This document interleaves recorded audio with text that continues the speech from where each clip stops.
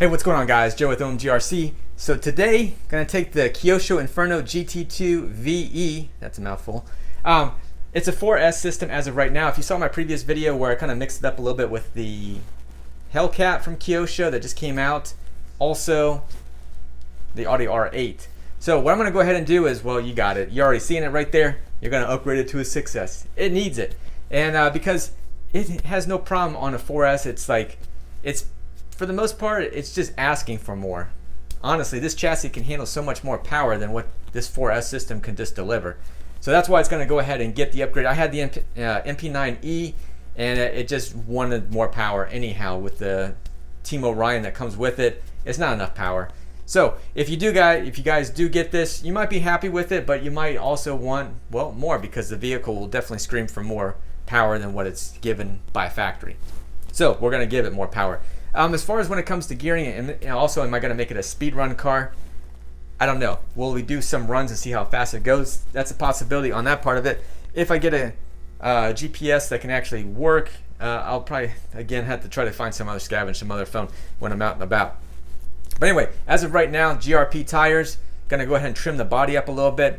I do have a little foam piece that's there, which I already put a foam piece already in it, so I'll show you that also. And then as far as that Leopard motor, it hasn't gotten a fair chance yet. It was in my Red Cat shredder. Well, and the shredder, well, it shredded it up a little bit when it comes to like the drivetrain and stuff like that. It was kind of a mess. So that's going to go back, revert back to the old setup as far as the shredder goes. But moving forward with what we got here in front of us, going to go ahead and definitely put the Leopard in, which is a 2000 kV motor. We're going to put aside for right now the 2200 kV motor from Castle Creations, but we're going to use the Mamba Monster 2 electronic speed controller in it, just to kind of see what it's all about, and if we need a little bit more power, potentially we might be able to get that out of the 2200 kV motor. Now, so first thing I'm going to go ahead and do is, well, get this body off of here.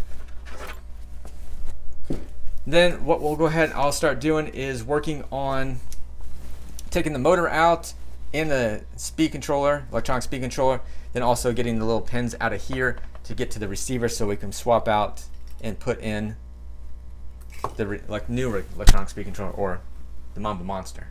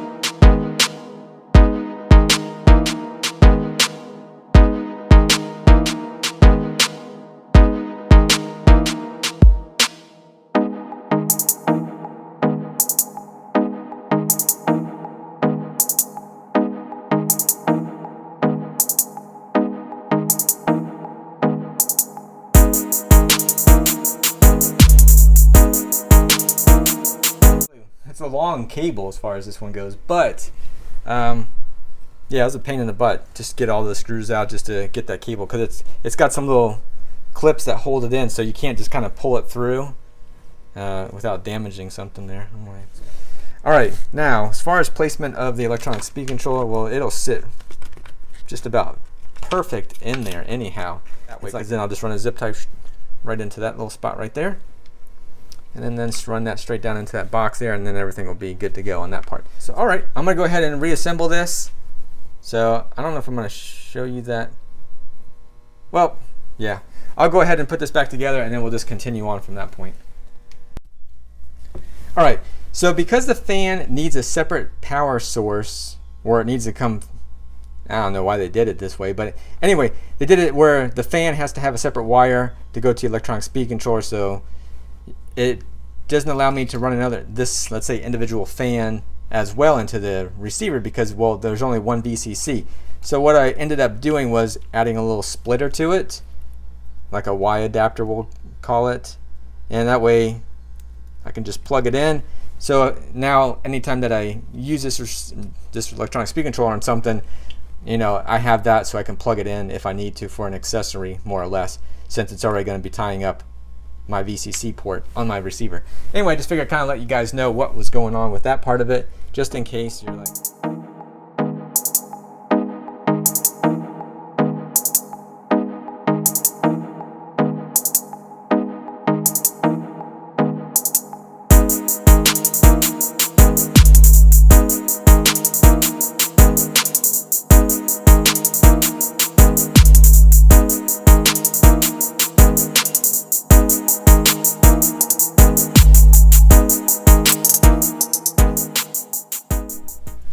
Okay, now that I have everything, except for I haven't done the tires or anything like that, it's taking a little bit of time because I had to do some soldering here as far as for, you know, what I was talking about earlier with the fans and what have you. Anyway, so I got that good, so I'm going to do the camber, kind of get that all going as well. I'm going to go ahead and, you can see where it's wearing a lot more on the inside on both tires here, so I want to try to get that a little bit more flat. You can definitely see it on the rear, and then the rear one over on this side looks to be fairly even. It's going right in the center, which probably would make sense because if it starts to balloon a little bit, it wears right down in the center. But anyway, it has some definitely high and low spots to it, so it's worn down pretty good.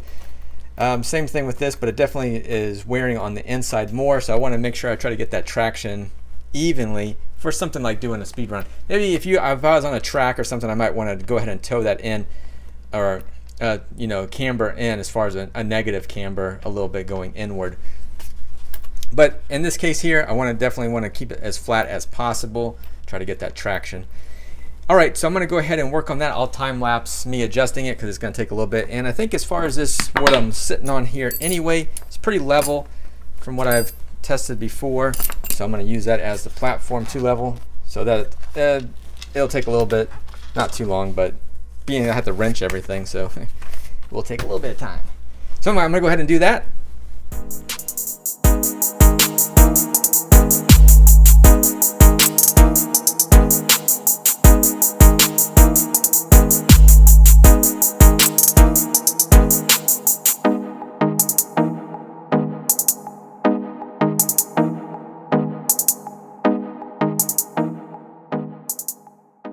Wrap this thing up. I went ahead and just trimmed the wheel well just a little bit, just in the front because these tires are smaller, just a little bit on the smaller side.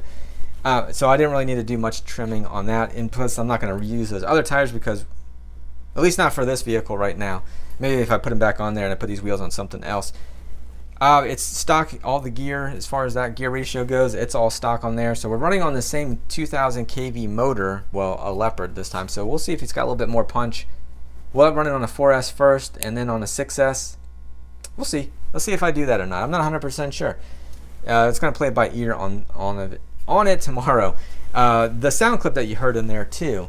Well, that sound clip was just from a cheesy little sound system that I had, and it's cheesy. So that's pretty much wrapped it up. I got it from another vehicle. It was a Senton Colossus or whatever that I traded my X-Max, and I got another HPI something Savage. So I got like 2 cars for the one. And I just wanted something different, but I got rid of both of them anyway.